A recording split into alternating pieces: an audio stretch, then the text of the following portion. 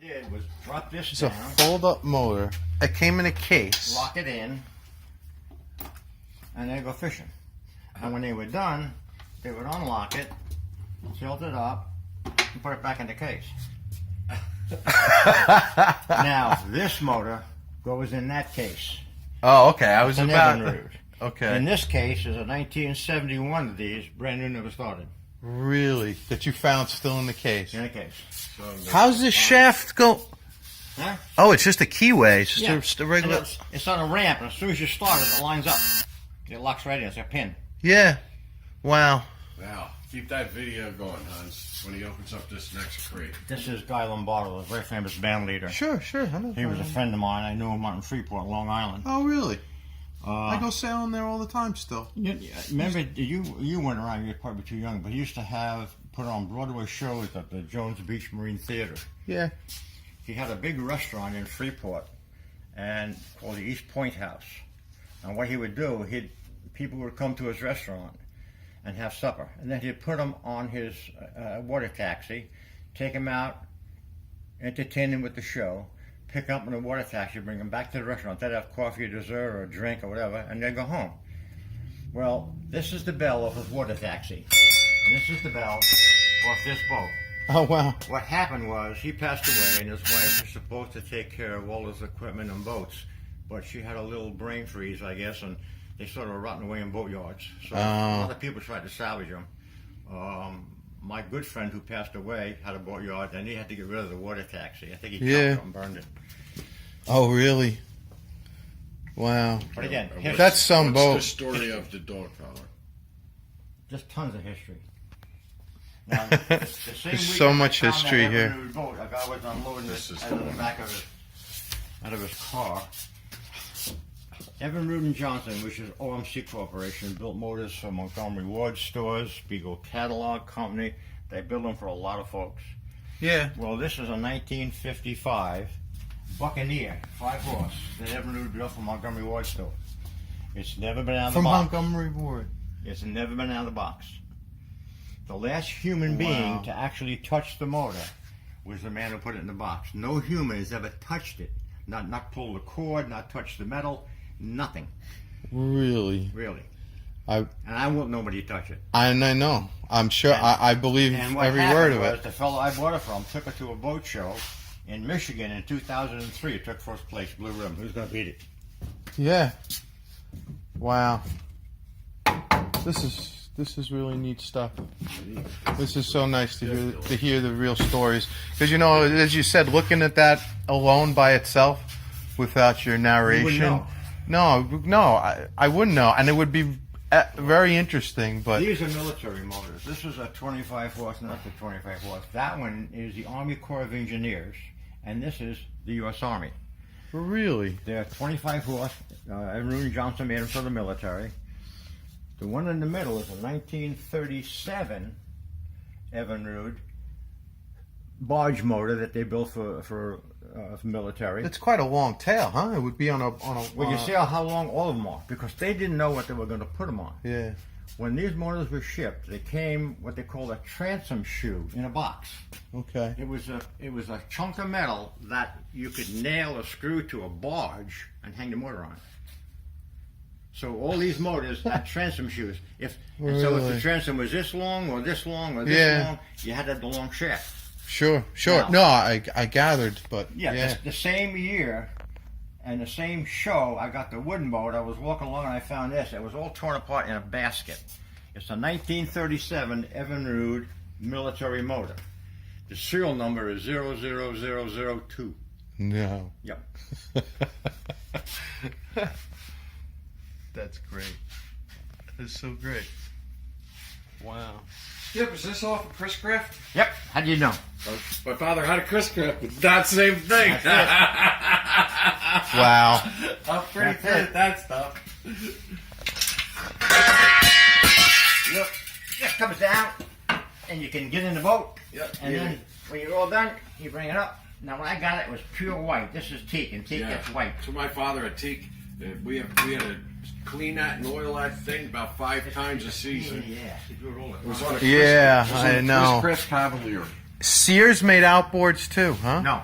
No, I mean it was who other made it companies for made- them. Scott made those for Sears. Okay.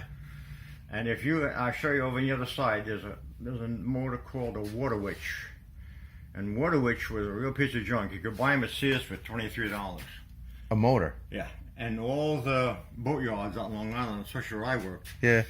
the people in the city would buy one of those motors, come out and put it on a rowboat and go fishing. The only problem is, you'd never see them again. So we called them Sears and Rowback because you didn't ride back. Skip, what is Sears it? and I have a good friend here. He's stores above me for the last 20 years. He worked at the hotel. That is the big hotel called the Bellevue Biltmore down Is in that what that Clearwater. is? Yeah. I thought that was it. Well, it was built in the 1800s, and it had hundreds of rooms. The hotel footprint alone covered many acres. Well, over the years it deteriorated, and they were going to tear it down. Well, all the citizens in the town just screamed and yelled and jumped up and down. It was the world's largest inhabited wood structure in the world. Largest one. Really? Well, after a lot of haggling and finding out that you could not repair it, it would cost millions and millions of dollars to put it in shape because no one would insure it with exposed wiring, no air conditioning. It would cost a fortune. So they made a deal that they were going to dismantle the hotel and put up condos and townhouses. But they would save the front original part of it with the grand staircase, the entranceway, and everything, right? But they had to move it 300 feet. Oh, that's So where. they built a big concrete pad out here. They hired this company. Now that yellow thing has got 46 sets of quad wheels under it, all hydraulically driven. They're driven by, and in here houses the hydraulic motors. And all those wheels are driven and steered hydraulically. There's a man with a remote control box standing to the side, and he's steering that thing. Each wheel makes one rotation an hour. So it took them many hours to move it 300 feet. Pretty cool. Now, I talked to the engineer. There was only 300 people invited to watch this. They didn't want a big crowd there. I was lucky enough to be one of the 300. They started at 8 o'clock in the morning. That thing, I asked the fellow, I said, I know you have to have some idea how much it weighs so you know how many wheels to put under it and if it's going to hold up. He goes, we know exactly how much it weighs. 278,000 tons. Oh my lord. No way. Yeah. Well, yeah, I'm sure they do a square footage estimation, they but my did- gosh. The wheels will not roll on sand, and that's all they had, the dirt. Yeah. So they had a tractor trailer, and it was filled to the brim with steel plates, 10 feet long, 4 feet wide, and an inch thick. Yeah. They would pick them up with a forklift, and they couldn't be a wheeled forklift; it had to be a tracked forklift. Oh, wow. And they would put them down in front of the wheels, Yeah. and they would ride on them. Then they put another set down, and another set. Okay. Then they'd run to the back of the hotel, pick up the ones that just came off, Sure. run around, and put them back in the front. Wow. Now, Wow. when I was there, And they made it without any. oh yeah, they did it. It cost $6 million to move it, I think. Wow. I stood right here in this room when they chopped the building down, and I was taking pictures. I got pictures of it. Oh, wow. But they had a whole crew of men out there that were pulling all the nails out of the wood. There must have been a trainload of nails. They salvaged them. Either for scrap, probably Yeah. that's all it was. But all the lumber in this building, it was like an A-frame built building. Sure. First floor, second floor, third floor, fourth floor. I have pictures. The timbers were probably 24 inches wide, 12 inches thick, and 40 feet long. Where did they get those? In the 1800s, you could find trees that size. No Here. more. Well, God knows. You could where. find Canada. local. Oh, okay. Yeah. But yeah, anyway, yeah, sure. what they did, they would build the A-frame, okay? Mm-hmm. Then they would take and they would notch out a little flat spot, because the beam was like this. So they would notch out a spot, put a plate there. They had steel rod this big around, threaded on both ends. Yeah. And they would run it through to 2 floors with nuts and bolts. Really? And they would bolt the first floor to the second floor, the second floor to the third floor, to the third floor to the fourth floor. That thing wouldn't come down if you wouldn't believe it. Yeah. I mean, you had to overbuild back then. God, You didn't. and don't They didn't forget- have it all figured out. Don't forget, back then. So the largest building, there was no machine. Wooden building in history. Yeah. No machines. Oh, of course. You know, that looks like my father's old side text, but I know it's not a side text. What is that? That's a Heath kit. Oh, it's Very old. I remember I used to have to watch for the fish on it, the little marks. Yeah. Now, But you- one of my customers But you did- you had to assemble Heath kits, Oh if yeah, I remember that's right. That's right. It was a That kit. that's that had to be assembled. No, Is that correct? Oh yeah. Oh, okay, okay. Well, the guy who gave me that was a famous electrician and radio man, and from the 1900s. Yeah. Electronics Corporation of America. Now look at this one. That's One of neat. my customers gave me this dual range fish spotter, right? You got a kick out of this. I didn't see this one. Come on, baby. Look at this. Wow. Another Heath kit. Wow. Isn't that ancient? It runs on coal. It's the only thing I haven't believed you up till now. That's great. Anyway. 12 volt or 6 volt? I think 2 hours to a ton, if I'm not mistaken. Now, Okay. I never asked you, but I wanted to every time I was in here. There's got to be a story in this because you don't have anything without a story. What's the story with the hat? Nothing. Nothing I really? I used it out here for years and years, weed whacking and mowing. Ah, I'm waiting to kind of hear- looks like a I'm Tom waiting to Petty. hear a Petty Yeah, I know. Now, when I built the shop, I built a 1930 shop to go with the motors. I had the crank telephone, the old radios, the old drill presses. Those true drill presses there are 1840s or 1830s. That on Sterling. What? The drill presses. Oh, wow. 1800s. 1800s. Yeah. Yeah, it looks like something you'd see in a Yeah. in a, You'd in a put- Titanic. You'd put a bit in the chuck and crank the crank, and the inertia Sure. wheel was very heavy, so it would keep the speed up. And you could adjust the depth of the cut by adjusting where you wanted it to stop. And every time you ran it, this would feed the drill into the material. I got it. It's amazing stuff. Yeah, And you see that little piece of metal on the plate right there? it's a cannonball. Yeah, from Fort Sumter. Oh, really? Yep. What do you mind digging up out there years and years ago? He passed away and Wow. I was at the fort in St. Augustine last week. yeah. At the fort? Yes, and I never knew this story about when they got attacked by the British, the Right. Spanish. Every night, they went out and plastered up all the holes in the walls. Yeah, so they wouldn't say where they were going. So, no, the British didn't know they were hitting it, first of all. That's right. And they thought they couldn't damage anything. They were hiding all the cannonballs every day. I never do that. All the time. And did you see the one big mortar-looking thing out Oh, inside yeah. the walls? They would take cannonballs and put them in a fire and get them red hot, and then shoot them into the ships, and the ships would start to burn. Oh, sure, immediately. Yeah. Now, That's- there's a motor here Oh, that wow. you really have to see.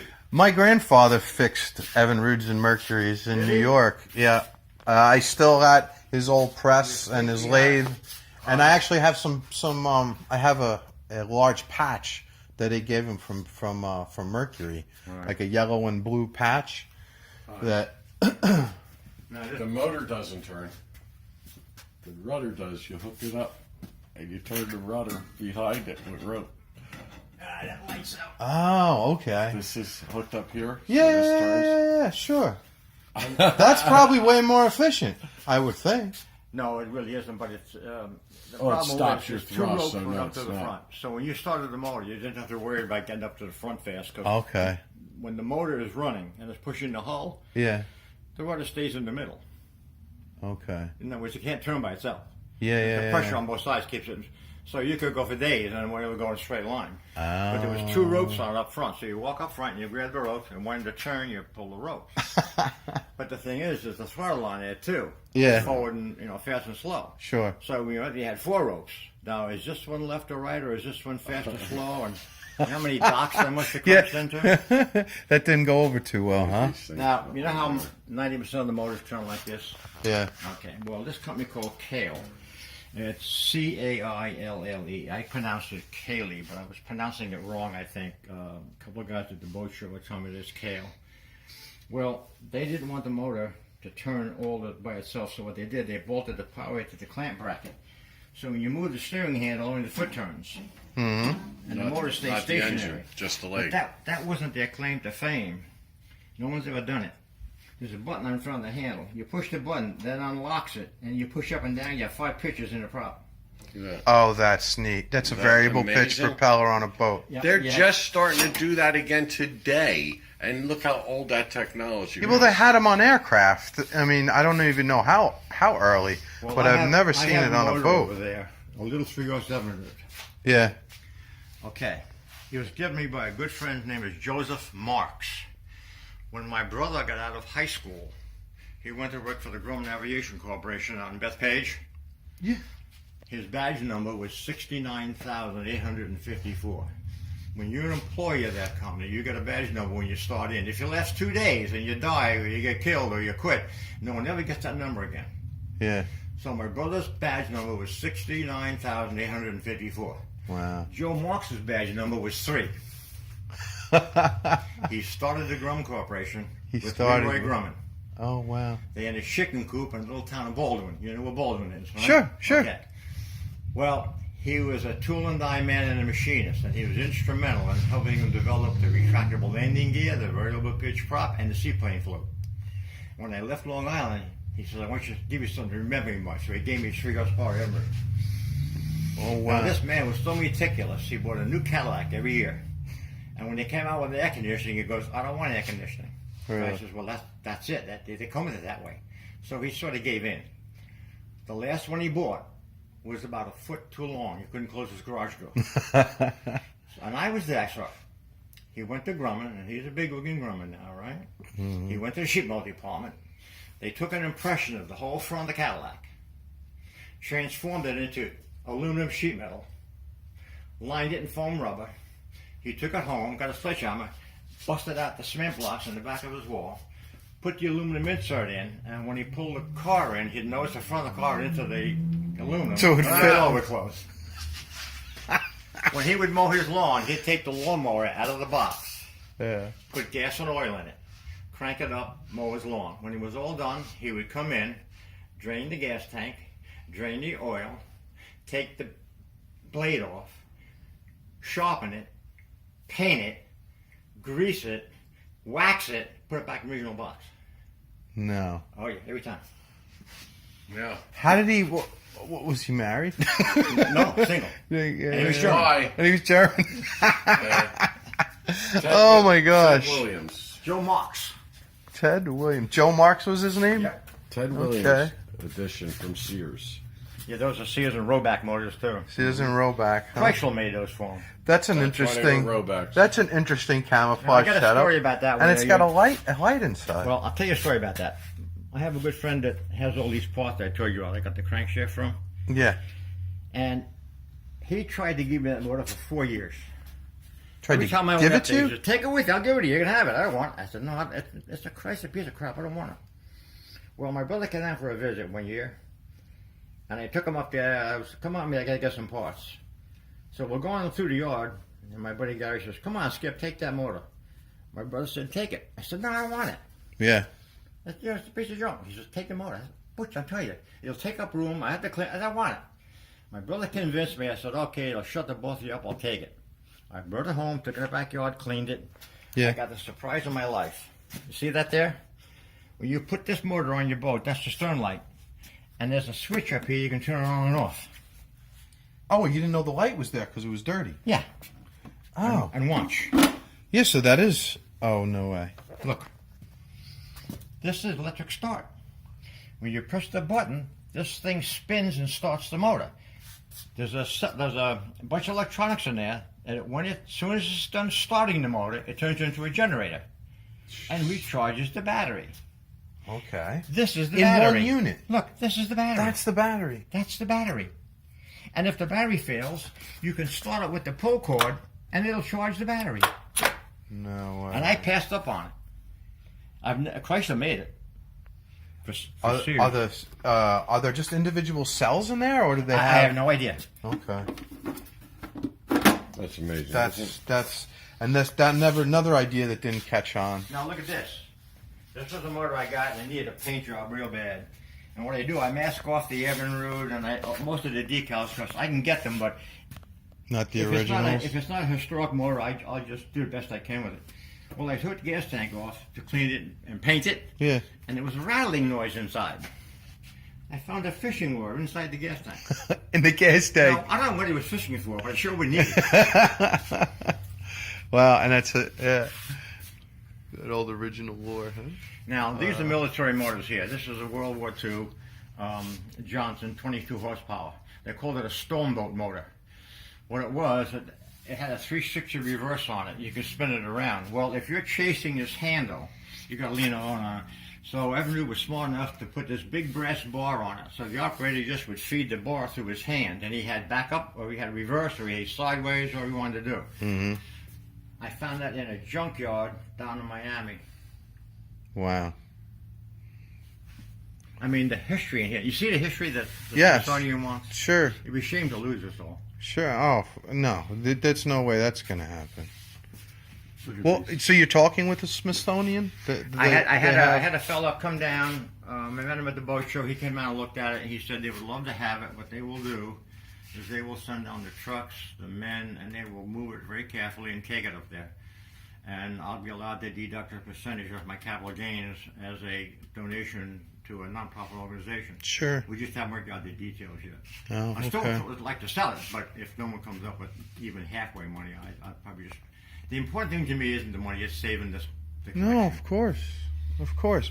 Skip, Does How Mercury long and did it Evinrude been interested at how all? long did it Have take you to clean asked this them? tree? Huh? How long did it take you to clean this tree and do that to it?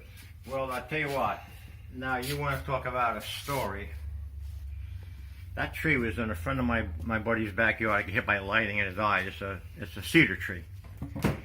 Well, it was in the backyard. He was afraid it was going to fall on the house after it died. So he had some guys come in and cut it down. And there was this big stump was part of the tree.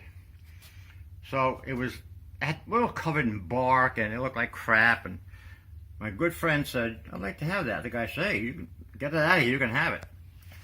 So he brought it home and put it in the backyard. In about 3 or 4 months, the bark fell off. Well, when the bark falls off the tree, that's when the bugs go in and attack the wood.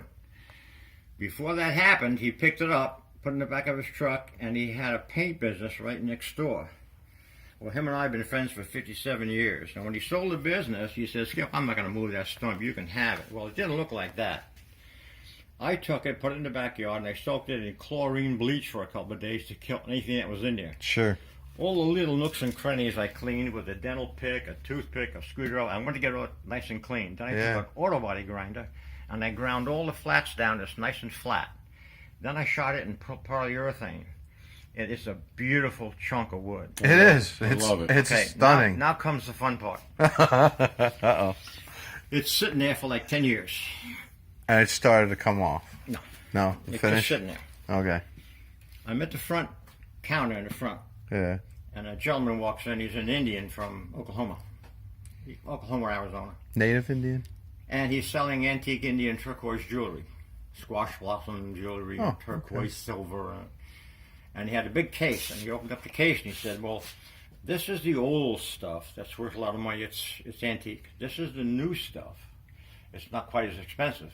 He says, "Myself, I like the antiques." I said, "You like antiques?" He goes, "Yes. Let me show you some." Mm-hmm. So I walked him back here, opened the door, throw on the light. Yeah. Somebody here? Yeah. He's back here. All right, take a break, kid. What can I do to you?